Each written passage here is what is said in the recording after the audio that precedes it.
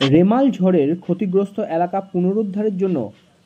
WBSEDCL এর পক্ষ থেকে বোলপুরের ডিভিশনাল ম্যানেজার পরিমল সরকারের উদ্যোগে একটি টিম এদিন অর্থাৎ সোমবার পৌঁছে গেল ডায়মন্ড হারবারের জয়নগর ডিভিশনে। দীর্ঘ সময় ধরেই ওই এলাকাতে ঝড়ের কারণে বিদ্যুৎ পরিষেবা বিপর্যস্ত হয়েছে, তাই সেই এলাকায় বিদ্যুৎ বিপর্যয় রুখতে এবং পরিষেবা স্বাভাবিক করতে বোলপুর থেকে বিদ্যুৎ দপ্তরের কর্মী এবং তার সঙ্গে সঙ্গে বোলপুরের বিদ্যুৎ দপ্তরের কন্ট্রাক্টররা পৌঁছলেন সেখানে। আজকে আমাদের এই যে রিমেল ঝড় যেটা হয়েছে, ঘূর্ণিঝড়, সেই রিমেল ঝড়ে দক্ষিণ 24 পরগনা যেভাবে ক্ষতিগ্রস্ত হয়েছে, সেই ক্ষতিগ্রস্ত হওয়ার কারণে